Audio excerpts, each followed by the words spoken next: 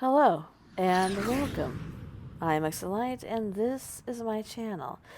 And today we're going to start a series on the oldest cold case from every state. Although I have to say, there are a couple states I'm going to skip because the oldest cold cases are very, very well known and something you've heard of already. And so I'm going to try and do some of the more unknown cases. Before we get started, if you would please give this video a thumbs up, I would greatly appreciate it. It helps my channel immensely, and if you are not subscribed and you would like to be, please consider doing so, and also click that bell so you're notified when my content goes live.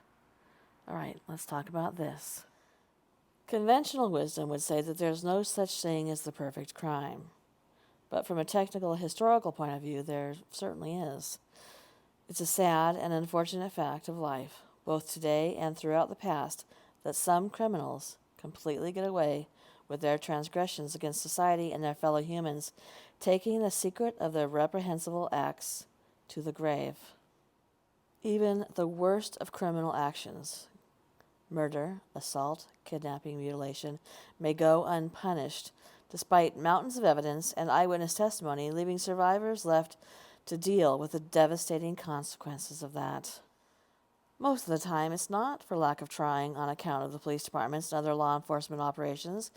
Detectives do work tirelessly to find murderers and other criminals so as to bring them to justice, but sometimes they just can't find the perpetrator or get charges to stick. Every state in the country has experienced crimes of this nature, with some cases staying open for years, decades, or even indefinitely. Here are some crimes that are among each of the 50 states' oldest, most serious, and still occasionally investigated cases. The ones that haunt families and communities and the investigators who have worked so hard to find the perpetrator. In Alabama, Sandra Williams.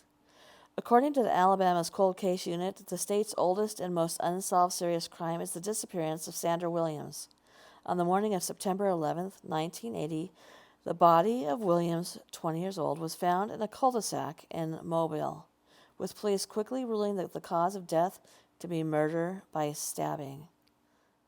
The spot where she was found was 8 miles from her apartment, where her car remained in its parking spot, and there was no sign of a struggle in her residence, although the door had been left open. It was a mysterious death, which led to a fruitless investigation, at least at first. In the 2010s, Mobile police took a look at Williams's case again, re-interviewing as many witnesses as they could find and using technology to examine evidence. DNA led to a secret indictment of Alvin Ray Allen, arrested on a murder charge in 2019 after a standoff with police and the involvement of a SWAT team. In 2020, Williams' court appearance resulted in a hung jury and a mistrial, making this murder case cold once again. Alaska, Beth Van Zanten. One of the longest unsolved crimes in Alaska has baffled law enforcement for decades. On Christmas Day, 1971, brothers Dennis and Gary Lawler went to McHugh Creek State Park for a wilderness photo shoot. Dennis Lawler found a small ledge about 20 feet below a picnic area, a steep overlook, and an ideal spot to photograph a waterfall. As he was setting up his shot, he spotted what he thought at first glance was a snow-covered mannequin dumped behind a bush. It was not a mannequin. It was the abandoned corpse of a human being. State troopers recovered the body, unclothed from the waist down, hands tied with speaker wire, the chest slashed, and identified her as Celia Beth Van Zanten, an 18-year-old Anchorage woman reported missing after a trip to a convenience store 2 days earlier.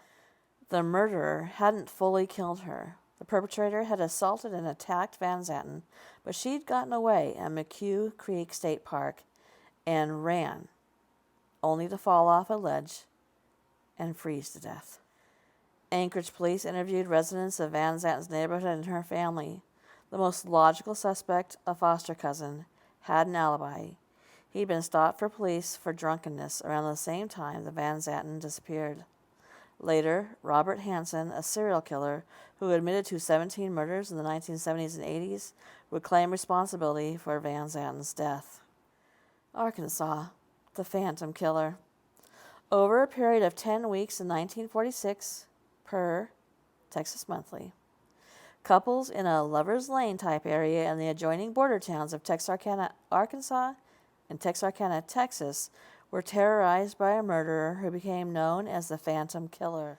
That nickname suggested that citizens and law enforcement officials alike didn't know much about the perpetrator, likening him to a ghost.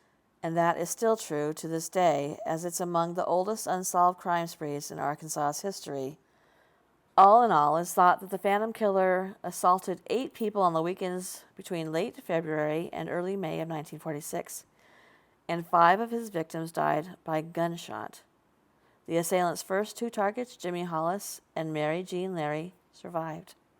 4 weeks later, he'd claim his first lives with Richard Griffin and Polly Ann Moore, followed by Paul Martin and Betty Jo Booker, and also Virgil Starks in the weeks to come.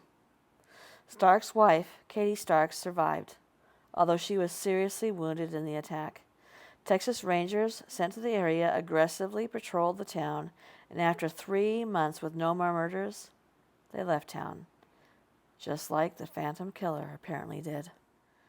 And California's Herman Ehrenberg. One of California's oldest and weirdest unsolved murders goes clear back to 1866 and the years after the gold rush, which brought countless treasure seekers way out west. Herman Ehrenberg was an immigrant from Prussia, which is now part of Germany, who made his fortune as a miner and a surveyor and also had fought in the Texas Revolution. He did most of his business in California, and he was traveling via stagecoach from the Arizona border town of Yuma to San Bernardino in the southern part of the state. He arrived in Dos Palmas on October 9th, 1866. There, he slept overnight on a pallet outside the stagecoach station. The stagemaster, W.H. Smith, was sleeping inside, and he would later attest that he heard a gunshot ring out about midnight. When he ran outside, he found that Ehrenberg was shot and dying, and he also noticed that a few items had been stolen from the station's small general store. One theory at the time held that a man from the local Cahuilla tribe had attempted to rob Ehrenberg. He did have thousands of dollars worth of gold in his pockets to buy a mine. And in 1880, a friend of the deceased suggested that Smith was actually the guilty party. Nevertheless, his murderer was never identified. And last for today, Colorado. I hope I don't butcher this name. I'm sorry if I do. Maria Abaciello Smith.